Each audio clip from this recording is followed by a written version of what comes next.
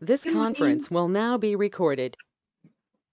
Okay, now that we have a quorum, we're going to go ahead and get started with the Public Information Education Committee and Special Board meeting. So now I'll call this meeting to order. And first up is public comment. Is there any public comment?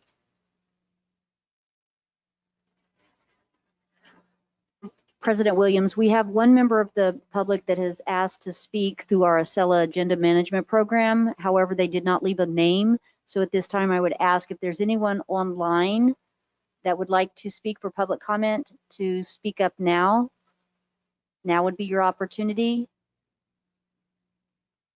Do we have any members of the public that would like to speak?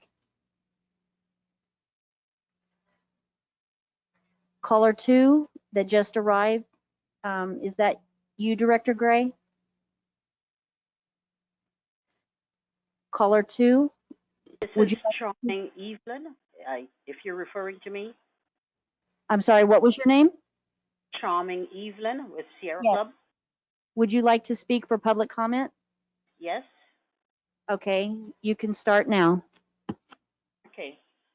Good day to the directors of the board and everyone attending this meeting.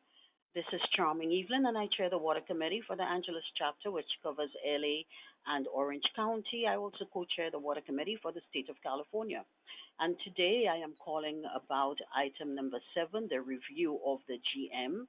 And again, I am urging the board to bring this matter to a swift and complete conclusion.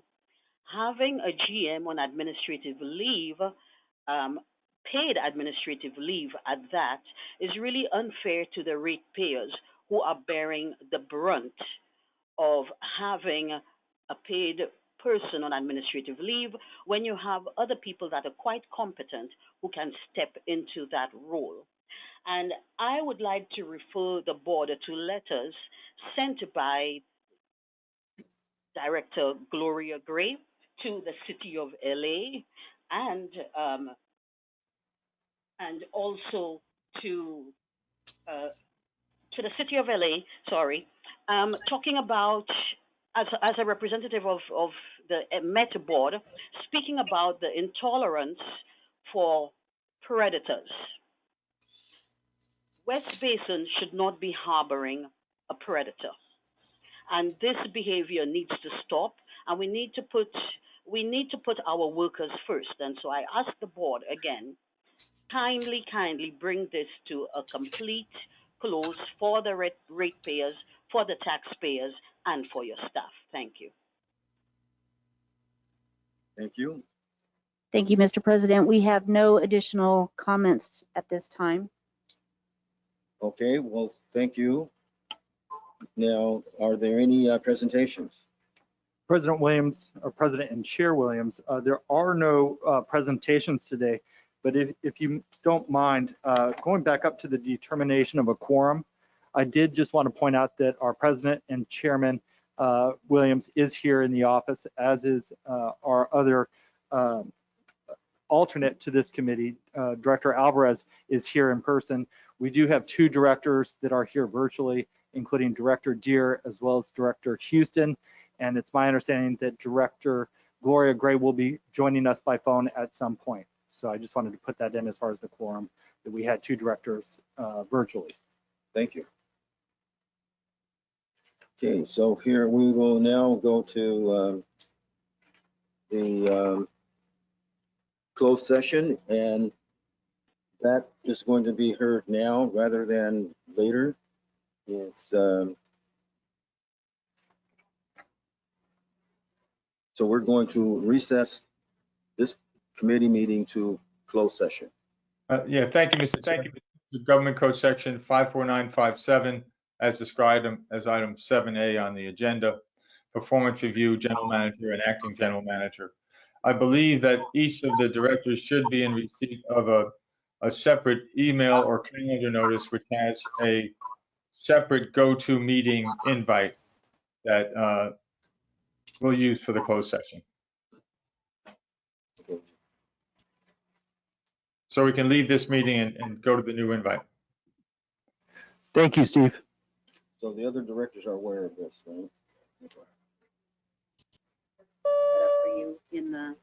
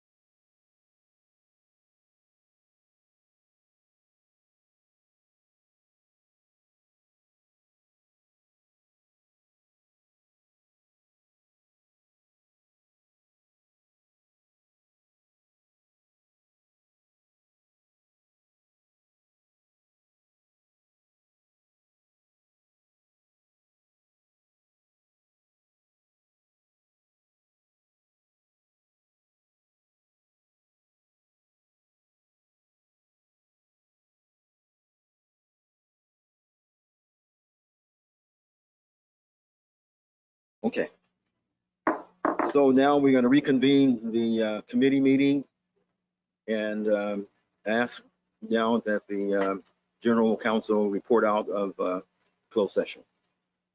Thank you, Mr. Chair. The board met in closed session pursuant to Government Code Section 54957 for performance review of the general manager and acting general manager. With regards to the general manager, a report was given to the board. With regards to the acting general manager, instruction was given to staff. That concludes my closed session report. All right, thank you. And we will now return to the committee meeting and ask for, understand that there's some people who didn't get an opportunity to speak during public comment would like to speak now, and they can. That is correct, Chairman Williams, and we will have our manager of administration queue up our public speakers. I do believe we have a couple that were mentioned in our chat, and then I believe there's one additional possibly through our Acela system. And so, Julie, if you could queue those up. Thank you. Okay, thank you, EJ. At this time, we would like to ask Martha Camacho Rodriguez to begin your public comments.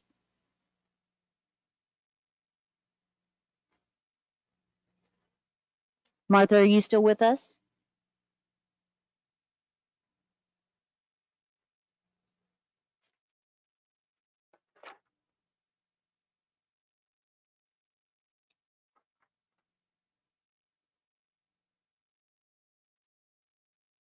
Okay, I don't hear her. Okay. Move to the next, please. Certainly. The next one is Joey for Downey. Joey for Downey, are you with us?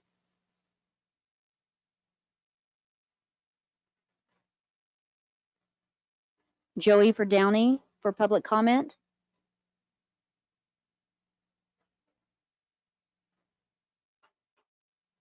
Okay.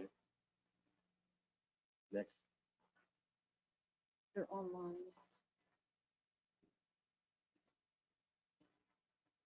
And I don't have anybody else on the side.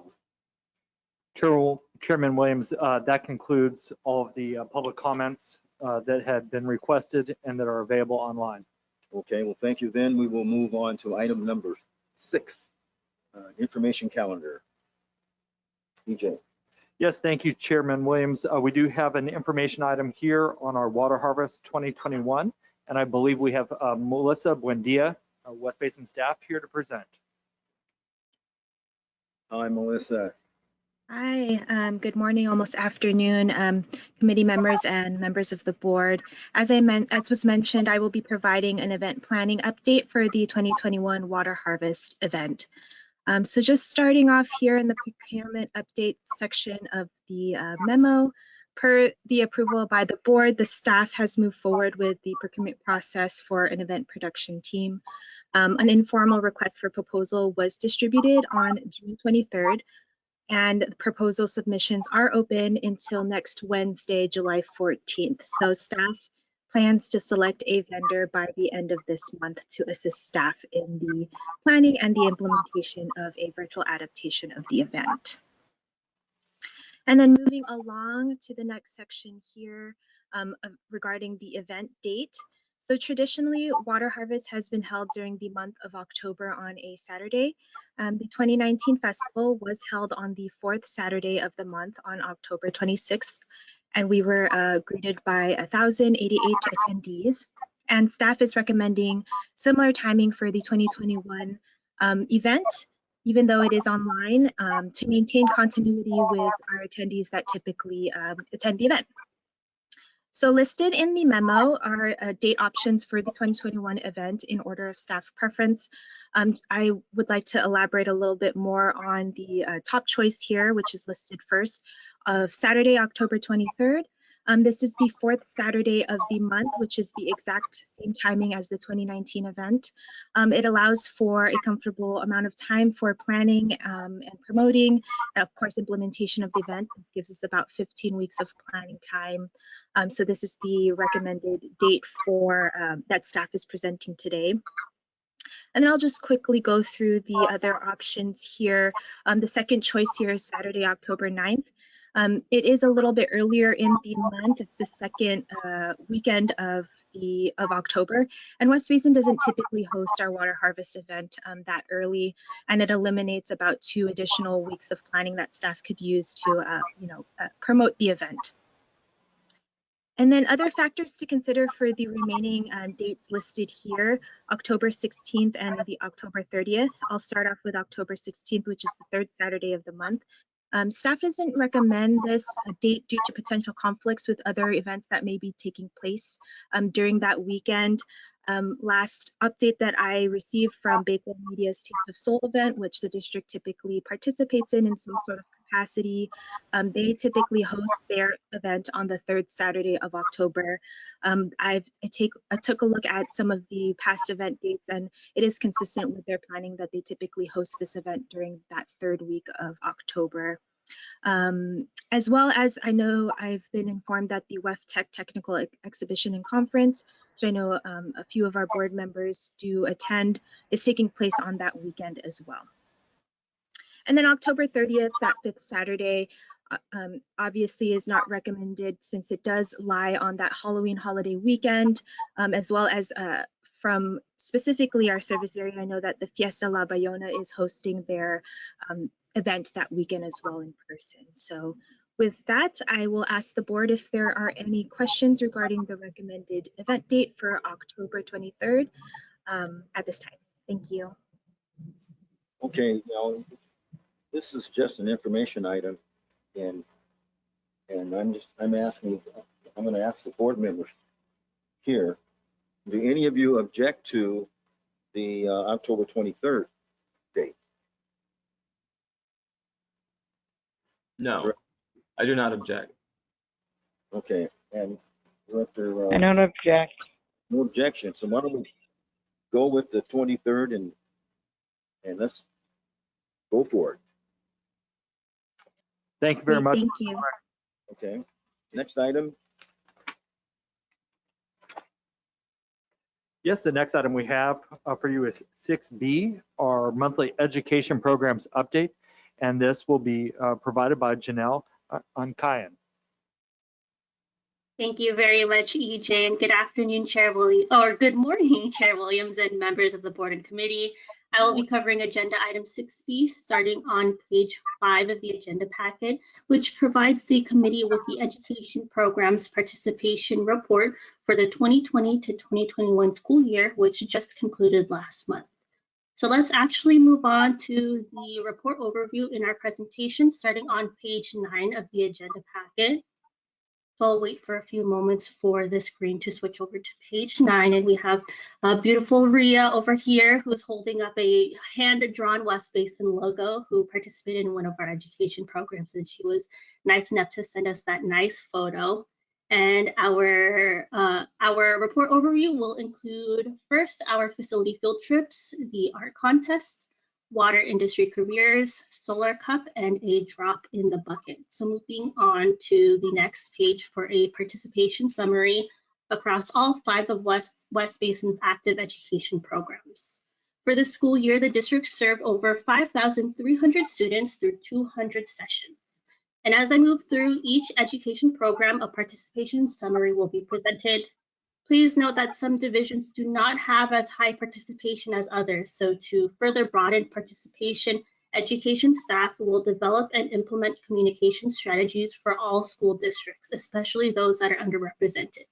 These outreach strategies will include expanding our contact list to promote programs through our twice-yearly education newsletter, developing relationships with school district personnel and campus administration, as well as community groups such as nonprofit organizations, and identifying relevant school support groups such as PTAs, campus parent resource groups, and education foundations.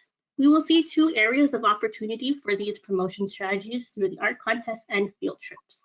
We do continue to have ongoing conversations with relevant school staff to address their needs for the next school year, and will adapt our programs accordingly. So the first program we will cover are our water recycling facility field trips, starting on page 12 of the agenda packet. Next one, please. And this year we were completely virtual and conducted tours with one tour guide at the facility tuning in through an Apple iPad. You can see Daryl right over here at our parking lot, and another tour guide tuning in from home, supporting with our famous bacteria dolls, sample jars, and membranes. We got great feedback from teachers, notably this quote from Miss Jenny Rooney from Cornerstone at Pedregal Elementary School. The next page shows a social media highlight from Montemalaga Elementary, where the principal actually joined the field trip and took snippets of the tour.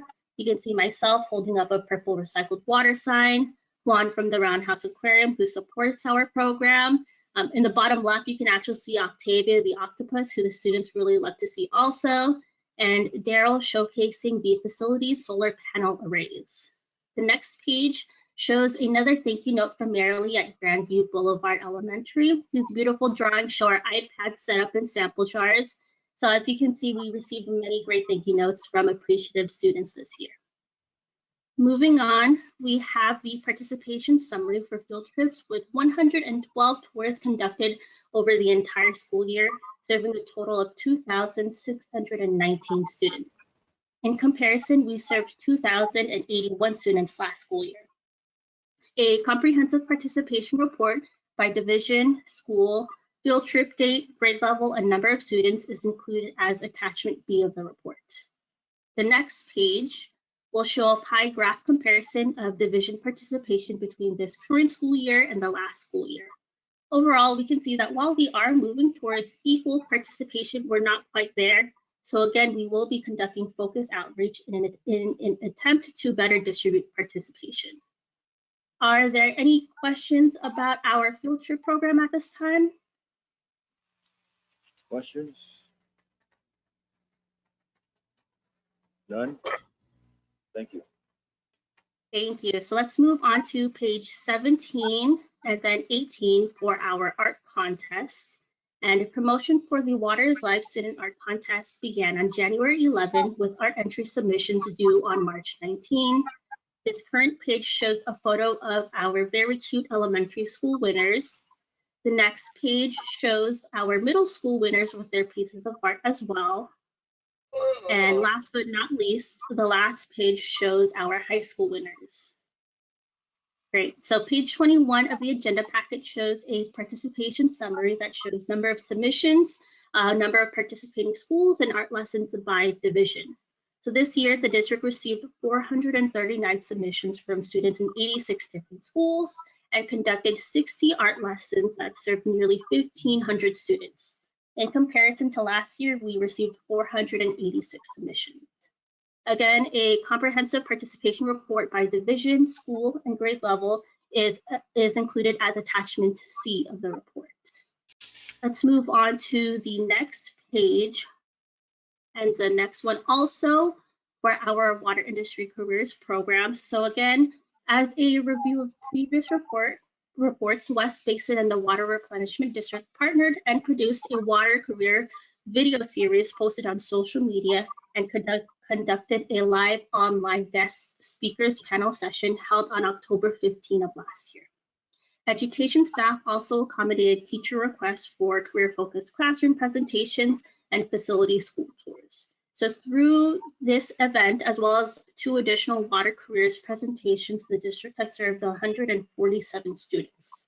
So again, this program was a pilot and will continue to evolve, especially as schools return to in-person learning.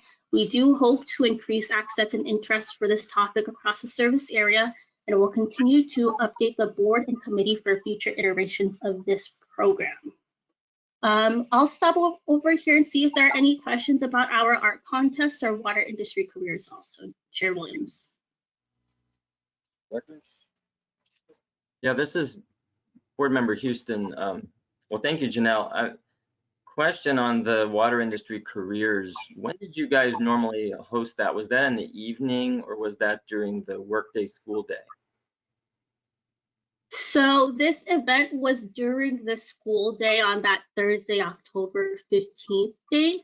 This was the first panel event of its kind, and there were a number of factors that played into it. We were afraid of Zoom fatigue if we had it later in the evening, but during the school day, it was also difficult to get students out of their virtual classrooms. So again, a number of factors, but we will continue to work with our school districts and partners to see what time frame and whether the virtual or in-person option works for them next time. Sure. No, I just want to say a complimentary on this one, because I mean, I know it's experimental, it was a challenge, but I think it's really good for educators and the students to have an understanding of opportunities in the water industry. So personally, I think we should keep doing these in some capacity. And I love the idea that the virtual does really help or work, because the district's so far flung, and folks from all corners have an opportunity to watch it, view it, maybe participate. So once school gets back to normal at some point, I mean, sometimes these are probably going to have to be on a weeknight evening or something, but I think we just stick with it and be flexible. And the other thing is probably continue to reach out to at least certain, maybe, certain teachers or science teachers or certain programming that's going on at the different districts, and say, hey, we do have this opportunity, and maybe could potentially do one, let's say, for Culver City Unified, or for, up in Palos Verdes, et cetera, tailor it if there's interest. So anyway, I just think that we should at least continue to keep it on the table. I had heard some really great things from the community members, and again, we're trying to entice people to look at the water world for career opportunities. So thank you for that, Janelle. And I'm glad to see the numbers did come out pretty good in the midst of, yes, of an experimental situation. So thank you. Thank you, Director Houston. And another pro that came out of this event was that we are able to start facilitating those networks and relationships with CTE programs and science teachers across our school district. So we hope to further nurture those relationships and, again, really work with them to see what kind of program will work to serve their needs and our goals of promoting water industry careers. So we will update the board at a later committee date with how the future iterations of this program will be. Any other questions? I would just agree with Director Houston on that. Very good. Anything else? Next. Keep going. Thank you. Yes, moving on to page 24 and 25 for an update of the Solar Cup boat virtual competition, highlighting our 3 active teams, starting with Lennox Academy in Inglewood. The next page shows Miracosta High School from Manhattan Beach. And page 27 shows Palos Verdes Peninsula High School in Rolling Hills Estates.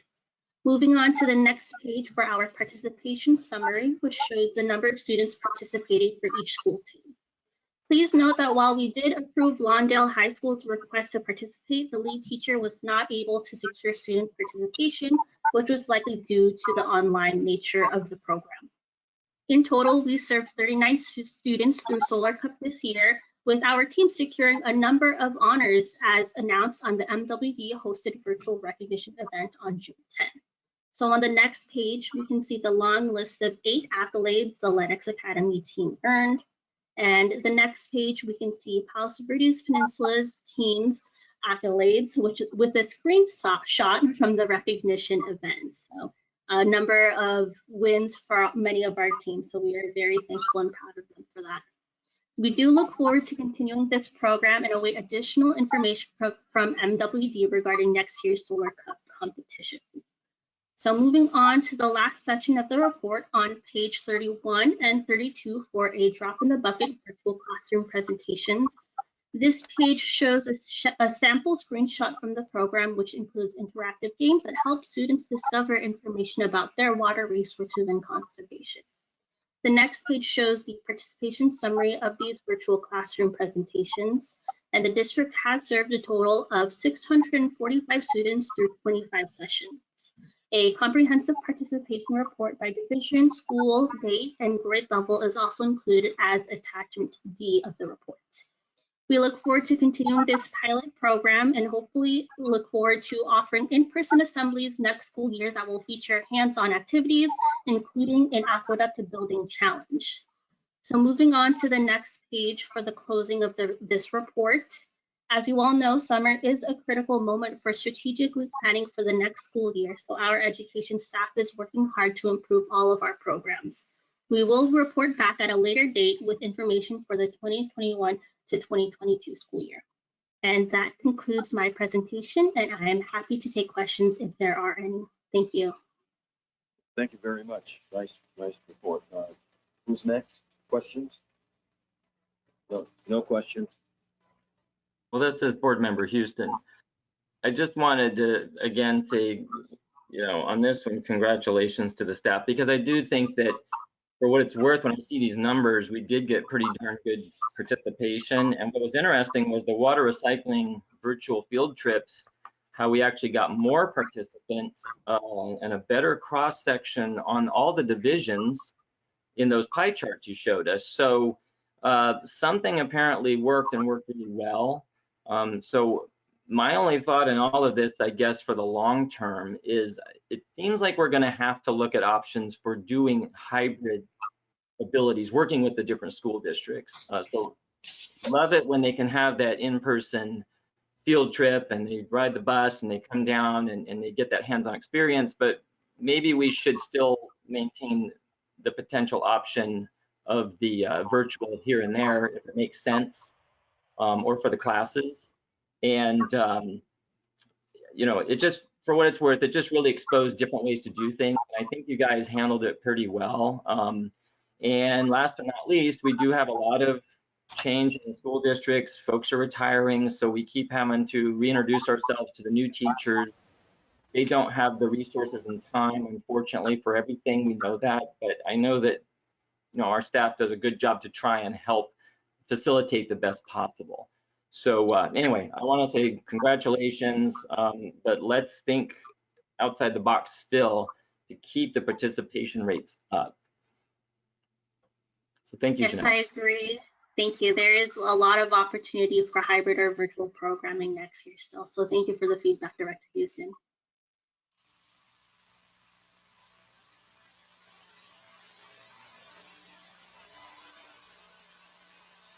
Yes, thank you very much, Chairman Williams. The next item that we have is our communications update for June 2021. And we do have our Manager of Public Information and Education, Amy Rocha, here to provide this update. Thank you, EJ. Good morning, good afternoon, members of the committee and board. So I will be presenting on agenda item 6C, and right now I'm just on package 56, but the PowerPoint's great, so thank you. But so this presentation gives a summary of our June communication. So we'll look back at some of the highlights of media relations and some advertising, as well as our various platform communication. So moving along to, let's see here, packet page 58. This is just a snapshot of some of our communications activities on the website. As Janelle mentioned, we had some of our Solar Cup boat competition honors, so that was recognized and listed. We updated our Water Lab summer sessions page, so that's our virtual tour, public offerings, as well as some of our Know Your H2O webinars. And in addition, we also updated our website, both the home page and a dedicated page with updates on the current drought status, with some of our messaging, some of our supply conditions, and our solutions as West Basin. This page will be maintained on an ongoing basis as conditions evolve, or there's anything that impacts our service area specifically in terms of calls to action, or any of the items that we have discussed in our water shortage contingency plan that was recently adopted as part of the Urban Water Management Plan 2020. In addition, we had one press release also about the recently mentioned Urban Water Management Plan. So that gives details, and all the materials are available online in a digital format. Moving on to the next page, 59. Just see some of the snapshots here of some of the content as it's on the website. But again, you can go to the website to review full content. And then moving along to the next page, 60, These are speaking more about the drought. Obviously, it's a timely matter. These are some of the elements that are either available or in progress. So as I mentioned, the website. We also have a set of talking points that is available to the board and staff for just, again, highlights about our messages that tie into also what Metropolitan is saying. We have a PowerPoint slide in the newly created PowerPoint design, which I'm using right now with some new illustrations. And we were just testing it out last month, and it's good for the fiscal year. So that's available as well to board and staff. And then we're working on a dedicated drought presentation in case we get proactive requests to speak specifically to that topic. We do cover drought in some of our Know Your H2O webinars, and then just briefly in our template, all-purpose presentation, but we will be honing in again as conditions dictate. We're also working on a fact sheet. Again, Metropolitan has its own materials that has similar messaging, but we want to make sure we tie back to our community and what our service area, may want to know. In addition, we're talking about the subject ongoing basis in our social media posts. And again, we have our protocols established if drought conditions and shortage requires further action by our district. And then on the right here, you can just see a snapshot of the drought webpage that talks about some of our long-term solutions. Moving along to the next page. It's just a preview on page 61 of our press release. That's also on our website. And then the following page here, packet page 62, is just a snapshot of some of the media coverage. So a lighter month this month. We had a hit in the Daily Breeze about our Recycled Water virtual tour that was hosted on June 5th. We also had a couple of stories about or one story about the Metropolitan Water District new GM, in which case West Basin was mentioned. Of course, the Daily Breeze story that also talks about our district specifically, and then concluding with a Malibu Times piece that Director Houston is quoted in, speaking to some of the benefits of recycled water and a local issue there in Malibu. There is an attachment B, which I will not be going over, is the full set of articles if you want to read anything more specifically. And then moving along to the next slide, I'm on packet page 63, thank you. Just some additional coverage.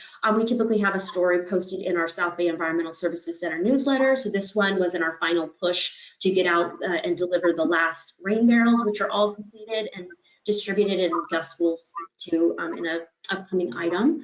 And then in addition, this is some of the things that Janelle was talking about in terms of increasing relations with some of our underrepresented schools. And this was a nice piece. There's actually two elements here. One is a message from one of the doctors, Dr. Torres, that acknowledged our Water is Life winners. And then in addition, and this was just a communique, an email communique. And then in addition, Janelle also represented West Basin and listened in on the June 23rd Inglewood Unified School District Board meeting, where Chief Academic Officer Dr. Bernadette Lucas recognized the winners for participating in the art contest. And that video is available online, should anyone want the link. And then skipping down, I'm going to skip over packet page 64, just going to 65. This is just a snapshot of some of the legal notices. So a little bit different in format, a lot of text-heavy content, but this is an ad in Spanish, the one that I'm showcasing here in La Opinion, about our urban water management plan public comment process. We also placed legal ads in Gardena Valley News, La Opinion, Malibu Times, Daily Breeze, and Sentinel. Again, this is a little bit above and beyond what we did, and this was in order to get the broadest reach for the value that we had budgeted. So that's urban water management plan. And then the next slide, page 65, just to get a snapshot of the last push for rain barrels. We chose digital ads in Daily Breeze, the Palos Verdes News, and the Sentinel. Again, selections were based on areas that needed a boost or provided, kind of this broad or key target audience to hopefully get the numbers we needed. Then I'll pause there if there's any specific questions before I get into some of the look ahead and planning. Okay, then I'm going to go ahead and move on to page 68. And again, as I mentioned, ongoing, looking for opportunities to talk about the drought. We have a e-newsletter that should come out this month and is in development right now. So that will talk a bit about the drought, amongst other stories, highlighting some of our recent accomplishments at the district. The website will be maintained, social media posts, as well as opportunities in our educational programs like Water Lab, your H2O webinars. In addition, some of a collective collateral update. I mentioned the PowerPoint here and the new design and some of the updated talking points. We also have some fact sheets that are about the district and the different district programs that are in the final stages of development, as well as a set of talking points so that for the new fiscal year, we are current and ready to go for our programs and outreach. Melissa already spoke to our festival, but we obviously will promote that. In addition, we are in active stages of the outreach for our Palos Verdes pipeline, our recycled water program project, and a request for proposals will be going out on the bid network. We'll be hosting a pre-proposal meeting, reviewing proposals and screening, for our best value and support for that project, which is important to the region and district. In a similar vein, our Juanita Millinger McDonald Carson Regional Water Recycling Plant Phase 2 expansion project will also be looking for some support with operations and some compliance permitting, as well as, once we have this big project and construction starts underway, we'll want to talk more about that on our website, social media, and other avenues as it makes sense. And then moving along to, I'm sorry, this is my mistake. It says Dominguez Channel ribbon cutting. It should say Dominguez Bike Trail ribbon cutting.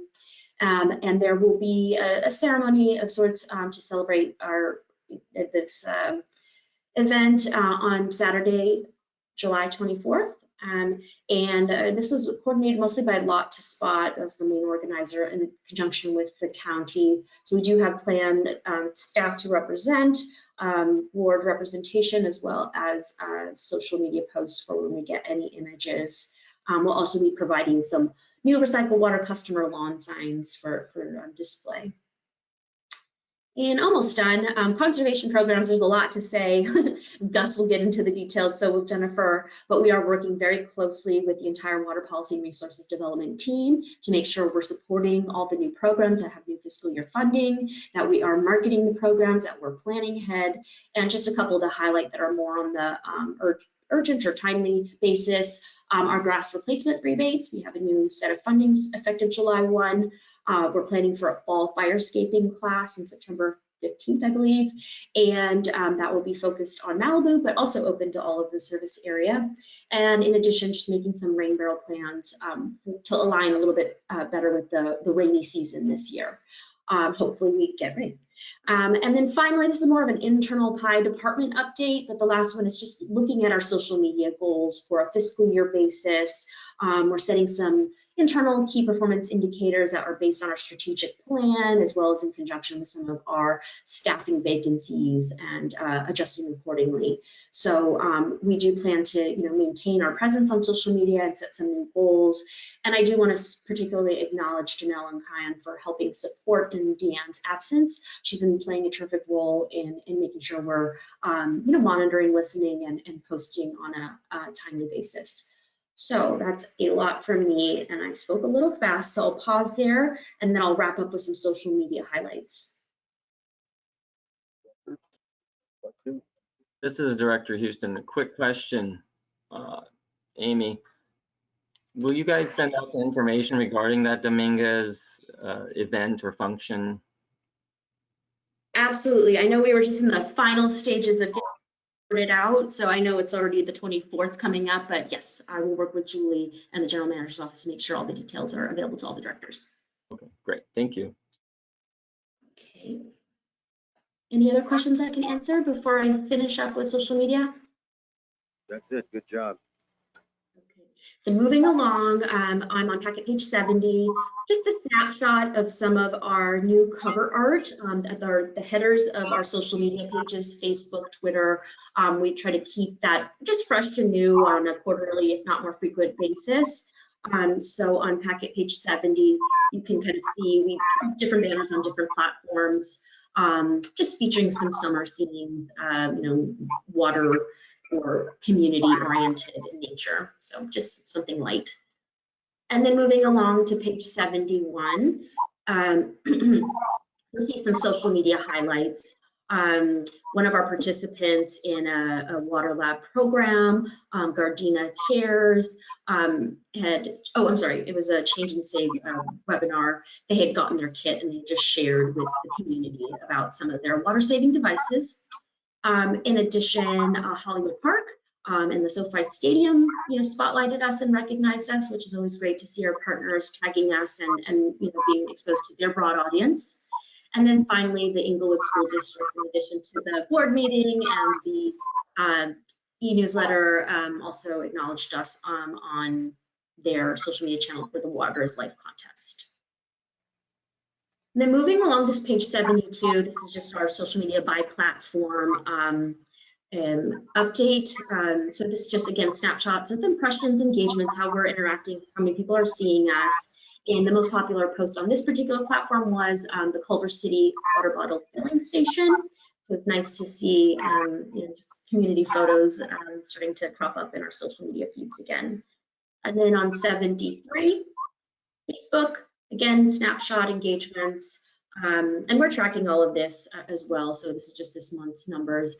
But the Water is Life contest again. So it's always great to see people liking the student art, but not the like. And then on 74, Instagram, you'll see we have another partner acknowledgement, us acknowledging them in terms of our Roundhouse Aquarium partnership. That is part of our virtual tour program. It's in Manhattan Beach, and they're recently opened as well, and it's just acknowledging we're also providing virtual tours. And finally, LinkedIn. Page 75, and again with the water bottle filling station, here this audience is a little bit more business in nature and community partners, and so there's a popular post there. And that concludes my report. That's the last page before the media clips handouts. Again, I'm happy to answer any questions or take any feedback about what's coming up or our existing programs, and thank you for listening. Any questions from the group? None? Just a comment real quick. Thank you, Amy. And I really do like that new summer cover art. I think it's really cute. By the way, I did notice there's a little recycled water sign along the bike path or whatever. That's really cute. So anyways, just compliments on that. I think it looks good. Thank you. I'll make sure to pass it along to Michael.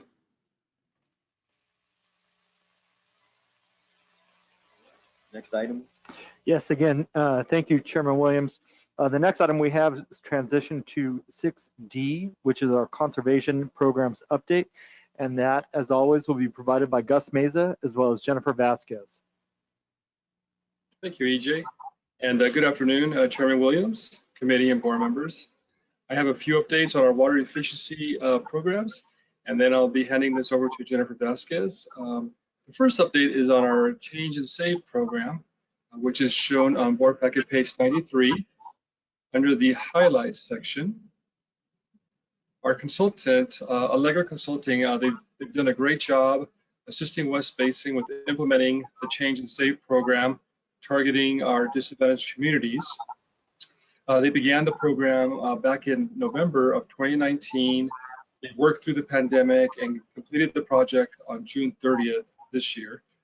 They worked with West Basin staff to make program adjustments along the way and introduced public webinars and other creative marketing tactics. They've completed 1,000 water efficiency surveys and provided residents with 956 conservation kits. And they've also helped work with staff to provide 130 residents with the $500 clothes washer rebate. Our contract with Allegra Consulting has ended, and we are currently in the process of transitioning the program.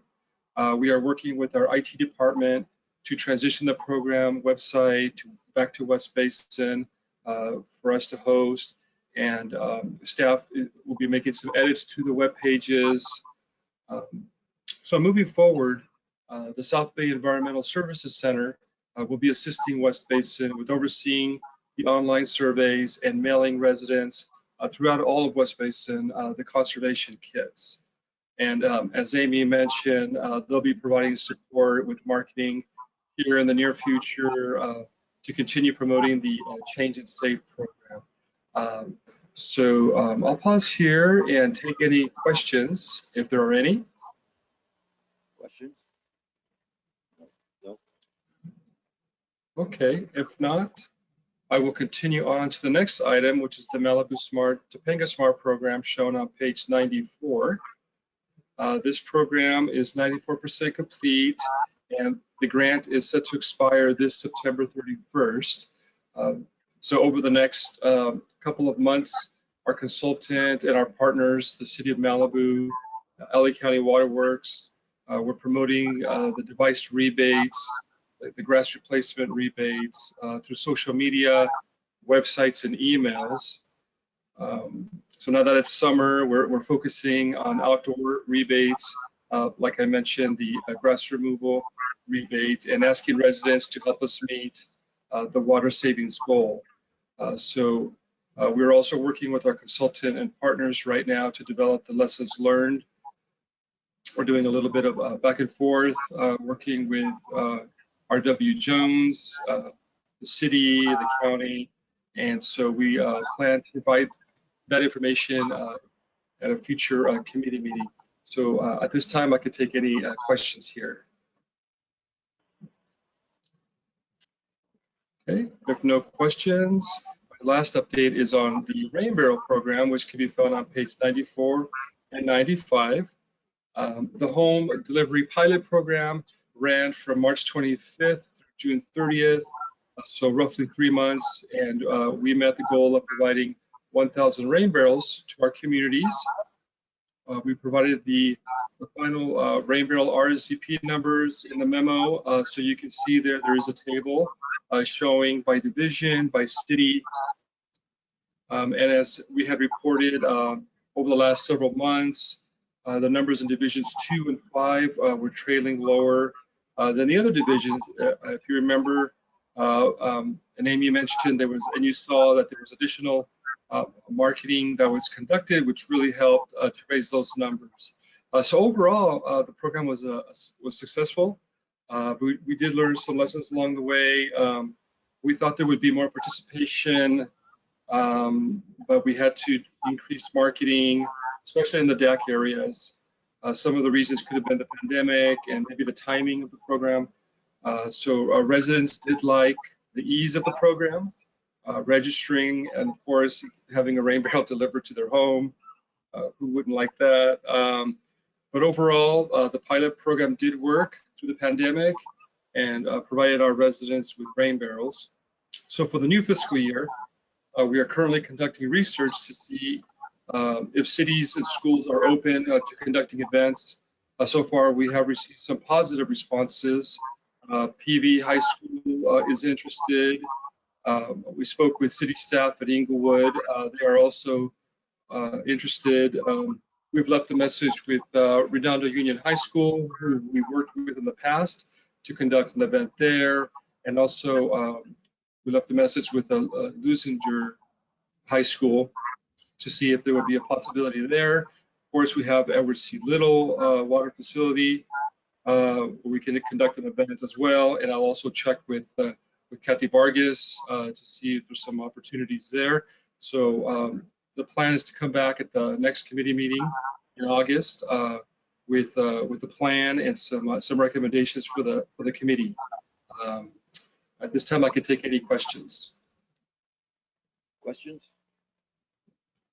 This is Board Member Houston. Just first of all, I'm glad that the pilot program worked out with the rain barrel deliveries. Obviously, I'm anxious to do the in-person events next year and work with the nonprofit partners like we always do. So that's where I know we're going. And of course, I would look at in Division 4, potentially using Ed C. Little, and or if we do an event in Culver City. So yes, check with Kathy, and also maybe let's also think about something in Malibu or Topanga like we've done in the past, whether it's at the Malibu City Hall or the Topanga Library. Gus, I did see, by the way, in these numbers that, you know, Culver City, Topanga, and Malibu took huge advantage of the rain barrel delivery program. So we know that those folks really appreciate the rain barrels, as well as Culver City and El Segundo. So, you know, the Division 4 cities are really anxious and into this. So I want to look at how we can, when we put the in-person event in, we'll talk about it offline for the best locations at that time. Okay, so thanks, Gus. You're welcome. Thank you for that feedback, Director Houston. If there are any more questions, I will go ahead and hand this over to Jennifer Vasquez for her update. Jennifer? Thank you, Gus, and good afternoon, Chairman Williams, committee, and board members. I will begin at the top portion of board packet page 96 with an update to the grass replacement rebate section. So we have included the rebate application table. It does have the latest numbers of June 17th there. So there, of course, was additional applications submitted. And these reflect the previous fiscal year with applications received from July 1st, 2020. A total of 12 applications were received in the month of June, and there continues to be a strong interest for the program. So we hope to, as was mentioned earlier, continue strong marketing for the grass replacement rebate program. I also wanted to update that the additional funding was approved, of course, for the fiscal year 21-22, and it is now programmed to continue the $3 per square foot rebate into the new fiscal year. Due to the grass replacement application limits, we did take the $175,000 that was approved in the current budget, and they will be placed with a starting balance for $50,000 in the commercial sector and $125,000 in the residential sector is how that will be initially split. Just as a reminder, there is flexibility in shifting those funds as has been done in the past, depending on the interest levels of each sector. So if we see residential doing really well or commercial requiring additional funding, there is flexibility in that. And I did want to provide that as an option. And also staff hopes to provide a summary of the grass replacement activity at the next PI committee to highlight the levels of activity experienced in the last fiscal year. So that will be coming and included within the next board packet for August. That would be August. And moving on, right below the application table, staff has also included the monthly summary image of the Metropolitan Conservation Activity, as was updated in the June joint meeting of the Water Planning and Stewardship Committee and Local Resources Committee, just with the numbers and the activity that they have on the Metropolitan website for grass replacement as well. And so, of course, as I mentioned, we hope to continue promoting the grass replacement rebate into the summer months to continue generating interest for this program, which we see a huge opportunity during the summer months. Moving into the grass replacement class section on board packet page 97, all remaining dates are listed below in the look ahead calendar, which is included on page 98. And for grass replacement classes, they will continue to be scheduled on a regular basis throughout the month with various options for residents to attend in a series format. So they do have a pretty consistent schedule with Tuesdays and Thursdays, and allowing residents to really attend all three in that series format that I mentioned. And so they have the consistent dates. As of now, I last checked, July dates are up on the Be Waterwise website, and we'll always include that link in case there are additional dates added after completing the board packet. So I will take a brief pause to answer any questions regarding grass replacement, the grass replacement program update, and if there are none, I can also continue into the Cash for Kitchens program updates on page 97. I do have a question. Are we still using, is it the same flyer that we have, or do we have a newer flyer for the grass replacement program? Yeah, we're primarily using that banner flyer that totals the 1, 2 equals $3 per square foot, essentially promoting the program. Metropolitan has been very active as far as creating new formats and flyers to be used for the Metropolitan grass replacement rebate, but we do continue for West Basin specific content. We do have that banner that is recognized throughout for the program. Okay, got it. So it's the same one. Okay, great. Thank you. I do see Amy's note there on the comments that we are looking to refresh. So we are hoping to bring new content for grass replacement, also with the idea that there is a lot of opportunity, like I mentioned earlier, for the upcoming months with different trends and opportunities for residents to participate. Great. Yeah, Jennifer, because I really think right now in the midst of the drought, that's probably one of our biggest incentives that we can push out to the public. There is no rain right now. People are getting prepared maybe for what comes this winter, but I see that the numbers, we've done pretty well, but they trended down just a little bit, but it's summer and people's, you know, they're in other places. I assume hopefully late summer and into fall, residents will start picking up and putting in these rebates, but I really think we've got to push that very hard out into our communities. So, you know, the current flyer I think is fine, but if we do have a revised one at some point, that would be great as well. But I just think that that has to be one of the, you know, probably the biggest messages we could push out to our constituents right now. So, you know, I'd appreciate if you guys keep looking at that. And when you do have a new flyer, please make sure to share it with me, okay?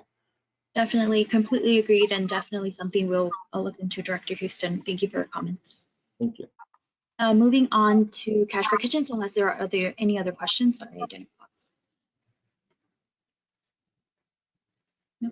Okay, so I'll continue for Cash for Kitchens. West Basin staff has processed additional information requested by the United States Bureau of Reclamation and also the Department of Water Resources for the grant extensions until June 30th of 2022. Additionally, the California Air Resource Control Board, the CARB annual report was completed in the month of May. This was a previous update as that was submitted, but I did want to update that was submitted in the month of May, which recognizes greenhouse gas reduction measures that are implemented by the Cash for Kitchens program specifically. And in the month of June, West Basin staff, in collaboration with program partners Green Media Creations and also the South Bay Cities Council of Governments, completed a targeted postcard to promote the program across the service area. And also beginning in July, the South Bay Cities Council of Government staff will continue the outreach for this program. They will assist in completing the water efficiency surveys, and their experience with the Green Business Program in the past is also ideal in targeting sites for the West Basin service area that are eligible to participate in the Cash for Kitchens program. So they do bring that great knowledge with them. A targeted announcement was also conducted to engage past participants and encourage them to take action and receive their water efficiency package following the adjustment period after the June 15th open date. And also 2 new motion graphic videos were added to the Cash for Kitchens resource library on program website. A full program update report is also included on board packet page 104 with updates to all of the program metrics that you see for Cash for Kitchens there. And lastly, for the Ocean Friendly Gardens section, beginning on board packet page 98, West Basin staff is seeking proposals for landscape maintenance services that will support the Ocean Friendly Garden program moving forward. And so West Basin staff does hope to integrate on-call maintenance services and design assistance. We were approached with potential future landscape projects, and so the additional assistance of this design assistance will be appreciated as we integrate the elements for Ocean Friendly Gardens, but also make sure that they're eligible for the rebate. So we will definitely bring updates to this program in a future meeting to highlight the additional resources planned for the new fiscal year with the results on the selected contractor with the RFP process, which is closing on July 13th. So that is my last update, and I am happy to take any other questions you may have. Thank you. Very good. Thank you. Questions, comments? That's it. Thank you very much for those reports. Thank you. Next item. Yes, Chairman Williams, we do have one last information item. It is 6E, the water bottle filling station, and that'll be handled by our very own Tammy Carolihai. Thank you, EJ. Good afternoon, Chair Williams and members of the committee and the board. Hi, Tammy. Today's presentation will provide an overview on the activities of the program to include a status update on the installations and promotional photo opportunities. So first, if we could start with slide 3 on page 109 of the packet. This has a list of a summary for the agencies that have still pending construction plans, along with those that have confirmed completed construction. So for St. Philomena, they are hoping to have their station installed in time just before the next school session opens. The City of Rolling Hills Estate, the city was happy to inform us that delivery of the 2 stations have arrived already, and their maintenance team will be installing them very soon. And for the City of Redondo Beach, they have needed to perform some major construction activities. So for the water bottle filling station, they are anticipating to have it installed during the late summer months, probably around the August timeframe. And with regard to the Culver City School, construction is still underway. And so again, much of these delays are largely in part as a result of facility closures this past year. So moving on to slide 5 on page 111, this list includes the agencies that have submitted applications during fiscal year 2020-21. And as mentioned last month, we received a second application from the City of Gardena for an indoor station to be located at their Nekekoeka Center. On the next slide, 6, page 112, this indicates that we received a new application from the Culver City Unified School District. And this application was submitted at the end of June. They are requesting 1 indoor station and the second application is for an outdoor station. And moving on, the next slide is a list of the applications that we received in the Palos Verdes Peninsula Unified School District. As a result of the feedback that we received from the board last month, we are currently reviewing and processing these applications for review and approval. So next, I'd like to share a few photos that were taken from units that have been installed. For California State University, Dominguez Hills, we were able to coordinate a site visit as well, along with the photo opportunity with President Williams and officials from the university. This was a great opportunity for us. And after taking the photo, the Associate Vice President of External Relations had provided President Williams with a lot of updates on the university programs. And joining Director Williams in the photo on the left is Jonathan Sheffer, the Associate Vice President of Facility Management and Operations. Next to him is Ellie Perry, who is the Sustainability Manager. And then in the middle photo, which we've already seen already, a sneak preview, is Director Houston with the officials from the Culver City. On the left is Councilmember Goran Erickson. Next to him is a Parks Manager and City Landscape Architect Patrick Reynolds. And then Culver City Mayor Alex Fiss, who is standing next to Director Williams. Or excuse me, I'm so sorry, Director Houston. And lastly, for the City of Lomita, Mayor Mark Warreneck is joining Director Alvarez for their station installed at the community center at Lomita Park. So again, we were fortunate to successfully coordinate these photo opportunities, and we will continue in our effort to schedule more in the coming weeks. So moving on to the next slide, 9. These are the agencies we are currently working with in an effort to confirm these photo opportunities. So we are keeping the directors informed to confirm these dates and times. And this wraps up the update. Please let me know if you have any questions. Sure, really quick. This is Director Houston. Thank you, Tammy, for the updates. I know I owe the staff some availability on Malibu, so I did not forget, and I'll get that to you all. But separately, one of the ones I think is missing here is the El Segundo Unified School District. I think the high school at some point had put a drinking fountain in, and so we were going to work with the school district and the board on a photo opportunity. And I did talk to the school board president a few weeks back and mentioned it to her. So I think they're interested, but it's not on this list. So if you guys can check into that. That is correct. In my apologies, that's not on this list. I have been working back and forth with their executive assistant regarding the 2 stations, and I'm waiting to hear back more information from her.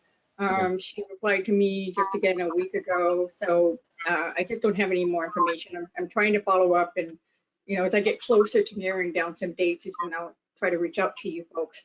But yes, indeed, there are 2 stations that are already installed. So we'll try to get that to you very soon. Thank you. Okay, Thank you. Yes, it is, Chairman Williams. That concludes our information calendar. very good. And we've had item May I 7. say something? May I say something to the last speaker? Can you hear me? Yes, Director Deere. The community center in Gardena is called the Nakaoka Center. I never heard a pronunciation pronounced it before, but it's the Nakaoka Center in Gardena. Thank you. Otherwise, great report. Thank you. Thank you. I knew that. All right. Work there. Okay, item number 8 is the director's comments.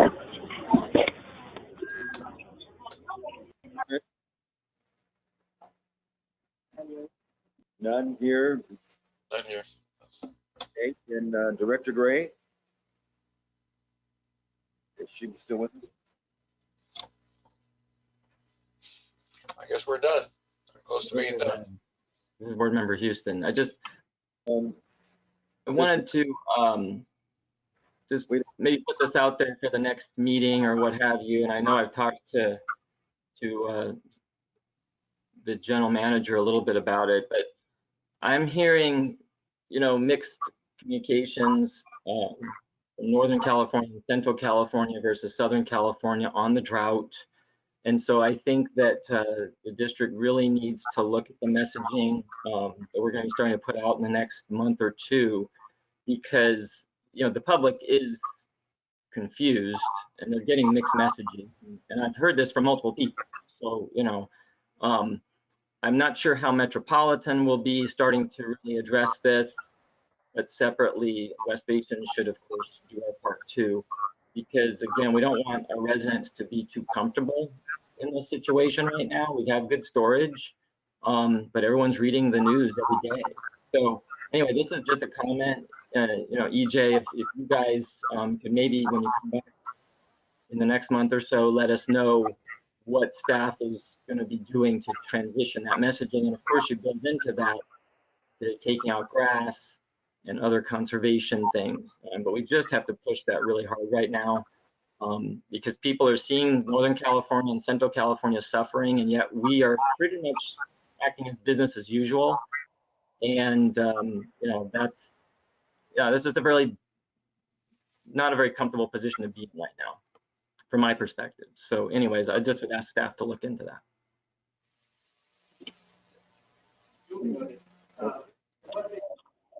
Mr. Chair, this is Director Gray. Yes. Can you hear me? Yes, I just wanted to kind of add to what Director Houston was saying.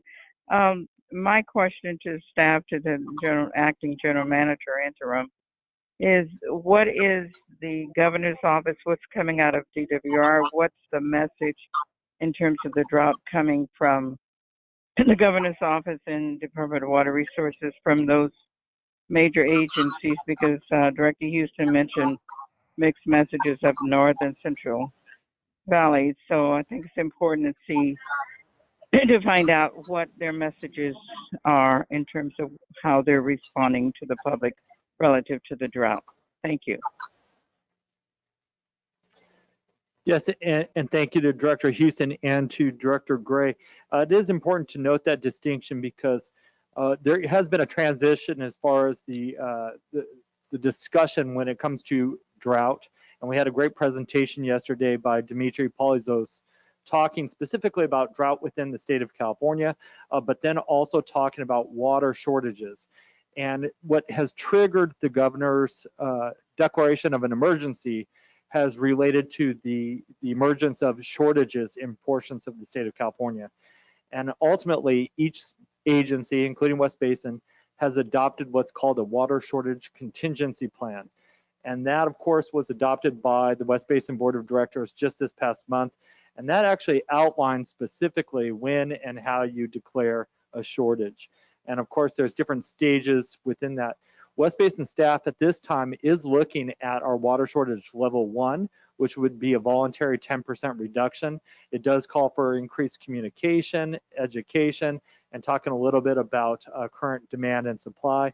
For those of you who have an opportunity to attend the West Basin Water Association, you're probably seeing that still West Basin's service area as a whole is still experiencing decrease in water use throughout our service area, with 1 or 2 exceptions month to month. It's not continuous. So we are still seeing that the message has resonated. We haven't seen that rebound as noted in the urban water management plan, but it is noted, as Director Houston pointed out, that we really need to step up our education and our outreach to talk about our region and what we're doing here.